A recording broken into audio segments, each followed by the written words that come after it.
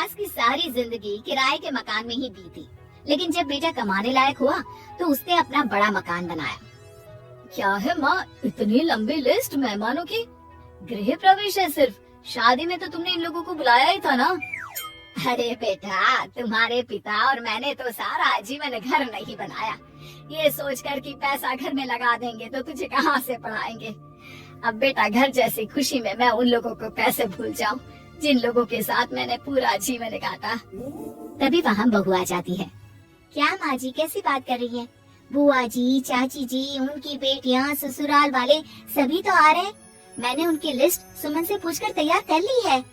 हाँ बेटा, ये लोग तो रिश्तेदार हैं, इन लोगों को तो बुलाना ही है, लेकिन जिन लोगों के साथ मैं किराए के मकानों में रही, वो मकान मालिक, वो पड़ोसी, उन्हें कैसे भूल सकती हूँ। माँ, लेकिन वो नीलम आंटी को तो मत बुलाना, बड़ा ही लो स्टैंडर्ड साउंड करती है वो। हाँ माँ, और वो किरण को भी। उनका पति और बेटा खाते कितना है? और नहीं तो क्या, शादी में भी 2000 रुपए वाली प्लेट में दनादन खा रहे थे। माँ कुछ नहीं बोलती, कमरे में चली जाती है। तुम्हारी माँ के तो चोचले ही अलग है, न जाने लोगों को क्या बताना चाहती हैं। अरे आस पड़ोस को तो ऐसे पूछ रही है जैसे कि रिश्तेदार। हाँ जानता हूँ माँ को, वो किसी से जुड़ती है तो दिल से जुड़ती है। वैसे बात करता हूँ उनसे। सभी अपने अपने काम में लग जाते हैं। सास को नींद आ जाती है और वो सो जाती है। लग रहा है कि गुस्सा होकर सो गई। कपड़े भी अपने बाहर फेंक कर गई हैं। बहू है ना, नौकरानी जैसी, कर लेगी काम। बड़बड़ करती बहू सास के कमरे में जाती है और कपड़ों को उनकी अलमारी में रखती है कि तभी उसके हाथ में एक एल्बम और कुछ खत लगते हैं। अरे ये क्या है? बहू एल्बम देखती है जहाँ नीलम आंटी और सास के साथ छोटा सा उसका सुमन खड़ा होता है। इनके बचपन की फोटो। वो सारी फोटो देखकर जब खत को खोलती है तो वो किरण का होता है। बहू खत पढ़ने लगती है।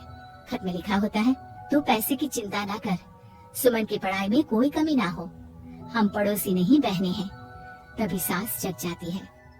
अरे बहू, क्या हुआ? कुछ चाहिए था क्या? बहू बात घुमा देती है। माँ जी, वो इनकी फोटो देख रही थी नीलम आंटी के साथ। कितनी सुंदर लग रही है ना आंटी? हाँ, दिखा तो जरा फोटो। बहू सास को फोटो देती है। सास फोटो देखकर कहती है, याद आता है, तेरे ससुर जी तो थे नहीं, काम के लिए 10 दिनों के लिए शहर से बाहर गए थे। जब बेटा होने वाला था तब नीलम आंटी और अरुण अंकल ही थे। आंटी बेचारी रात भर मेरे साथ बैठी रही तो अंकल भाग भाग कर दवाई का इंतजाम कर रहे थे। बेटे के होने के बाद भी जब तक मैं घर नहीं आई मेरे पास ही रहे। रिश्तेदार तो आए थे मुंडन में 10 दिनों के बाद। बहू सुनकर खुश होती है। तभी नजर खत पर पड़ती है। माँ, ये किरण आंटी को अपने पैसे वापस कर दिए? हाँ, वो भी समझ कैसे कैसे किए मैं ही जानती हूँ। सुमन की पढ़ाई के लिए पैसों की जरूरत थी। रिश्तेदारों ने तो साफ बोल दिया था कि किसी होटल में काम पर लगा दो। कई लोग बर्तन धोने के साथ पढ़ाई करते हैं, लेकिन किरण आंटी, उन्होंने अपने बुढ़ापे के लिए बचाए हुए पैसों को सुमन की पढ़ाई के लिए दे दिए। यानी कि आज ये जो कुछ भी है वो किरण आंटी के कारण ही ना? हाँ बहू, ऐसे ऐसे पड़ोसी हुआ करते थे जो किसी रिश्ते के नाम से नहीं बल्कि अपनेपन से भरे थे। फिर सास का बोलने का रुख तीखा हो जाता है। और फिर भी देख, सुमन इन लोगों को भी नहीं बुलाने दे रहा है। माँ, मैं बात करती हूँ, ये लोग सिर्फ आएंगे ही नहीं, हम लोगों के साथ रुकेंगे भी घर में, रिश्तेदारों की तरह।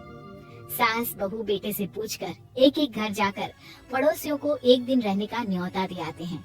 और फिर वो दिन भी आ जाता है जब घर में गृह प्रवेश होता है। अरे हम लोगों का कमरा कहाँ है?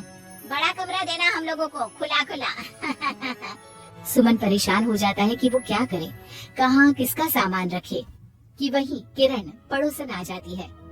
अरे सुमन, परेशान ना हो बेटा, हमारे कमरे में रख दो उन लोगों का सामान, हम तो तेरी माँ के साथ ड्राइंग रूम में एडजस्ट हो जाएंगे। और हमारा कमरा कहाँ है?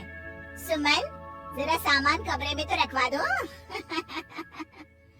अरे ये क्या, मेरे कमरे में तो सफाई ही नहीं है। अरे बता देती सुमन, हम कहीं और रह लेते। तभी वहाँ नीलम झाड़ू लेकर आ जाती है। अरे बबली दीदी, कैसी बात कर रही है? चलिए मैं साफ किए देती हूँ कमरा। वहीं मामी जी भी आ जाती हैं। अरे सुमन दीदी, सबसे छोटा कमरा हम लोगों को ही देना था क्या? मायके की कोई परवाही नहीं है। वो मामी जी, किरण आंटी और नीलम आंटी की फैमिली एक ही कमरे में है ना, तो इसलिए आप और मामा दो ही तो लोग हैं। तो मामी तो बहू के मुंह से ये बात सुनकर गुस्से से लाल पीली हो जाती है। अरे वाह जी वाह, बहू की जुबान तो देखो कितना बोल रही है। इतना बोलने वाली बहुएं भी होती है क्या?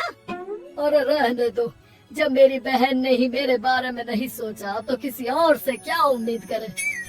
दोनों सामान पैक करके घर से निकल ही रहे होते हैं कि नीलम आ जाती है।